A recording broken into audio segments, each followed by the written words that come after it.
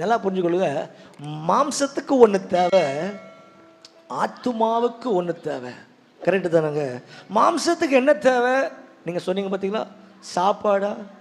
இல்லைங்க, அது சாதாரண மனுஷன். ஆனால் இந்த மாம்சம் ஆவிக்குரிய மனுஷனா, அந்த மாம்சத்தை ஆண்டவர் எப்படி பார்க்கலாம்? கரை, திரை முதலானவை முற்றும். கரைன்னு ஒரு பாவம் பண்ணும்போது ஒரு கரை, கண்களில் பாவம் பண்ணும்போது கண்ணு கரைப்பட்டு இருக்குது. காதில் அவன் குடும்பத்தில் என்ன நடக்குதுன்னு கேட்கும்போது காது, தேவையில்லாத வார்த்தை யோசனை இருக்கு பாரு, மண்டை ஃபுல்லாக கருப்பாக இருக்கும், தேவையில்லாத யோசனை, இதெல்லாம் கரை. இதெல்லாம் உள்ளே வந்துடுச்சுன்னா நீங்கள் இது திரை. எத்தனை பேர் திரைச்சிலை கேள்விப்பட்டிருக்கிறீங்க? அப்படியே கொஞ்சம் கொஞ்சமாக கரை வர வர வர வர அவர் பாவத்தை பார்க்காத சுத்த கண்ணர். இந்த பாவம் ஒரு திரையாக வந்து நீங்கள் அவரை பார்க்க முடியாது, அவர் உங்களை.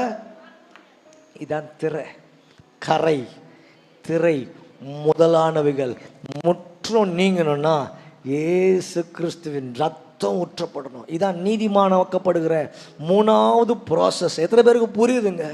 இந்த ப்ராசஸில் ஆண்டவர் என்ன பண்ணுவார்னா, இவன் மேலே அபிஷேகத்தை வைப்பதற்கு முன்பதாக இந்த பாத்திரத்தை கழுவி ஆகணும். ஒரு விம போட்டு எப்படி பாத்திரத்தை கழுவிங்களோ, ஆண்டவர் இயேசு கிறிஸ்துவின் விலையேற பெற்ற ரத்தம், சிலுவையிலே சிந்தின ரத்தத்தை கொஞ்சம் எடுத்து, பழைய ஏற்பாட்டில் தான் ஆசாரி என்ன பண்ணுவாங்களாம், அந்த ரத்தத்தை கொஞ்சம் எடுத்து பலிபீடத்தின் ஓரல்களை, ஆசாரியுடைய பெரு விரலில் இங்கெல்லாம் தெளிக்க வேண்டும். ஏன்னா இந்த ரத்தம் சுத்திகரிக்கப்பட்ட ரத்தம். ஆமென் சொல்ல முடியும். ஹல்லேலூயா.